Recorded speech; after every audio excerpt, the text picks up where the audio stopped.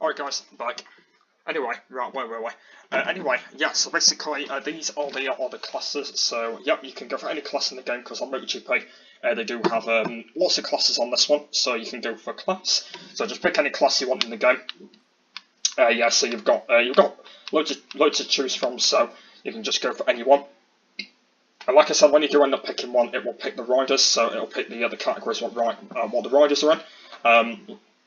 So, for example, if you pick MotoGP, that'll have like Marquez, Dani Pedrosa, Valentino Rossi. If you went for Moto2, that'll have like Morbidelli,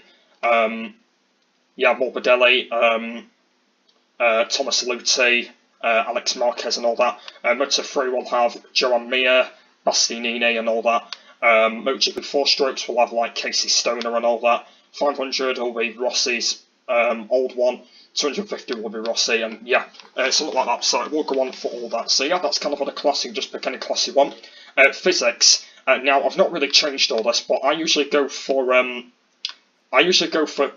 standard mode. The reason why for that is because I've always been on standard, on maybe career mode and AI career and stuff like that. I've always played on standard mode, so yep, you can just go for any, so you got 70 Pro, or you can go for free. I think free is supposed to be like both of them, I think. So yeah, you can just go for any one you want, but I usually go for it for standard, so just pick what physics you are. Transmission, I usually put that on semi-automatic or on free. Like I said, I don't use manual because I'm not on manual transmission. So like I said, it's either semi-automatic or free, so you can just go for any ones you can go in the game. Laps, now, basically laps are pretty important, so I don't know how many laps they actually have online. Oh, they have 15 laps. Okay, so you can have between 15 laps on online, so you can have 15 laps altogether. So that's kind of all the laps you can go for. I think we've kind of had some long races before, but not many long races. So hopefully at some point in the future we'll try and do a lot more long races and try and like create a lobby. So there's like 15 laps or something. Yeah, that'll be quite cool. Like one full race. Hopefully that'll be good. Qualifying. You can have that either on yes or no, so basically if you do want qualifying. We've kind of had qualifying on Noah lately, just because a lot of people have kind of not bothered about it, just because I know you only do it in career mode, so I'm not really bothered about qualifying. I know that qualifying will be pretty cool in online, but a lot of people have kind of not really bothered about it, so it would be a cool thing, but I kind of just leave that on now.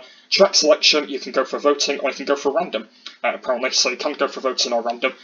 We've kind of had a lot on voting, just because a lot of people do like to vote for tracks, and random is kind of not been there lately. So a lot of people like to vote for tracks, because basically when we've been doing online, we've kind of been having a lot of votes. So we can go for example, if it's like Mugello or Catalonia, we've gone for Mugello, or if it's Valencia or Qatar, we've gone for Valencia. So it's kind of like a good massive vote. And like I said, when there's like a lot of us in the game, like a lot of us usually go for like different. Basically, a lot of people usually go for different like tracks that they like. So yeah, that'd be pretty cool, because like you don't actually get the pick anyway. So basically, if you do end up getting the pick for the tracks that you want, like it'll be very, very important. So like the tracks that you don't get in the game. AI difficulty, now we've kind of left that on easy lately. I don't think a lot of people have usually gone for simulator. A lot of people have usually gone for easy AI, and also you can actually have no AIs. Apparently, I'm actually not sure if people have done that before, but apparently you can go for no AIs. Apparently on the game, but yeah, you've got very easy, medium, hard, simulator, or no AI. So basically, you can just go for any in the game. I think we've kind of had them on easy lately. So I think a lot of people have usually had them on easy. The problems about that is because that when you've had them on easy, basically it's usually quite easy to beat them when you've got like yours and you've got the AI and stuff like that. There's kind of been a few people that kind of have been having the AI off just because they've not been really liking it, but the AI are quite easy to beat anyway, so it'll be a very good chance to have them on. But like if we did have them on a hard difficulty, it probably would have been quite difficult having them on, but I'm pretty much happy just having it on a different setting. Like if hard would have been a good thing for them, like that would have been a very, very good idea. But I don't really know at the moment though if it would have been. But yeah, I don't know. Anyway, right, next one is the weather selection. So yep, like I said from the track selection, you can go for voting or random. Once again, we've kind of had voting for weather, just because basically we've kind of been like in different weather conditions, like clear, cloudy, raining, and that stuff like that. It would have been really cool if you can get snow on MotoGP games. that'll be quite cool. Hopefully MotoGP 19 they can bring snow, because hopefully that'll be pretty cool, because we've kind of had like light rain and heavy rain lately, but we've not had snow in the game yet. So hopefully snow will be really cool for the new one. Because I know that we got that in MotoGP 18. So hopefully in MotoGP 19 we can have snow in that one. I don't really know like sleet or snow or something that should be quite cool, like snow and heavy snow and stuff like that. So hopefully that'll be pretty cool. I'm actually not sure whether that's going to happen yet, but let's go and find out. But yeah, and once again with the weather, you can go for random or voting, but we've kind of had a lot of voting. Collisions, I think we've kind of had that on no. I think, because I know that the collisions have kind of been on no. The reason why for that is because we've not been having as many of them. There has been a few people that have been crashing lately, but we've not been having any collisions with anyone. So I think that's kind of been on no lately. I can't exactly remember if it has, I don't know. But I do have a look at the settings when I'm in an online lobby and just have a look at it. I think the collisions have kind of been on no. So yeah, I think most of them anyway have kind of been on now, so that's going to be absolutely fine. Damage, I think that's been on off for lately. I think damage has always been on off. I actually don't we've had light or heavy damage. I think it's always been on off. I think just because basically off is kind of the most important one. And the reason why for that is because if we do end up having it off, it's basically just going to make it so difficult. So I think we've kind of just left that off because it's just like very easy to be able to control it and stuff like that.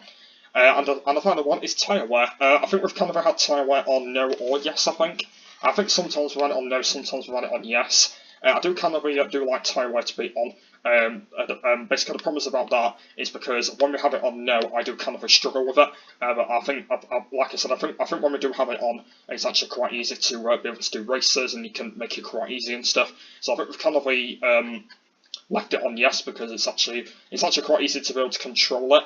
So yeah, because basically with like the tyres and stuff like that. So I think it's always been on no, and sometimes on yes, but I think it's actually been quite easy to be able to do it anyway. So that's yeah, that's absolutely fine. So that's all of it, you guys. So just go for anything in the game that you want. So you've got so many to choose from when you're the host, and just go for anything when you want. Sadly, when you join into an online lobby, it is actually quite difficult because you don't know what you're doing and stuff. But right, the settings are quite easy, to be honest with you. I've kind of done it a few times, but hopefully maybe in the future when I start doing a lot more online, I will start hopefully creating a lot more, because at the moment I know that at the moment the reason I've not been kind of doing it a lot is because I've been recording my online videos quite late at night, and the problem is because we don't get as many people on at night, and that's kind of another problem.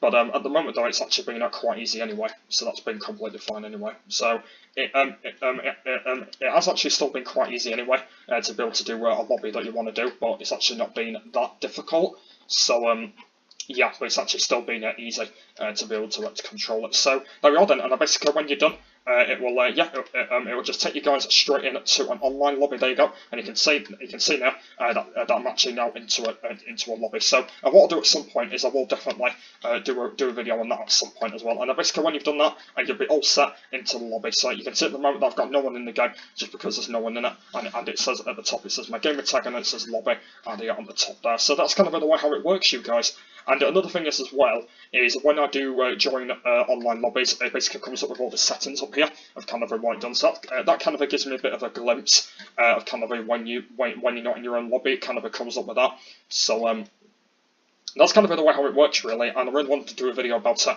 just explain about kind of how the way that online works, and it'll be pretty cool as well. So I might do maybe more of these setup videos. I know that some of them will be a little bit more interesting than this one, because I know this one's only a how-to one, so I will probably do a little bit more of them. But hopefully that'll be pretty cool. So it has been a little while since the last how-to one. I think the last one I think was that bike one, so it has been quite a while since the last one. But I'm going to start doing more of them now on MotoGP, because I know that a lot of people have kind of been liking them. So that's pretty cool. I'm actually not sure, but that's going to be absolutely fine. And yeah, when you're all set, players will join into the game. And you can actually invite people, but I don't really bother about it. Options is kind of just all this. You can do like all the HUD, gamma, and HUD settings and stuff like that. And then also on the riding age, you can go and change that. So like I said, I play on standard version, just because that's always the version I've played on. And then on player list is basically just one player. And then also you can go and invite your friends, which is actually only my friends at the moment. But yeah, there's kind of a lot of my friends that don't play it, so I just get the random people as well. And then like I said, when you do end up going back, like I said, it will just start all over again. So it's kind of the way. So there we are, guys. That's kind of the way how the online setup works on a Grand Prix mode. So like I said, I will do one for a championship and a co-op as well. So like I said, make sure you go and stick with those. But yeah, that's going to be everything I'm going to say. So hopefully you guys eventually enjoyed this video. Please let me know if it's helped as well, and that'll be really appreciated. But yeah, thank you for watching it, and I'll see you later. Bye.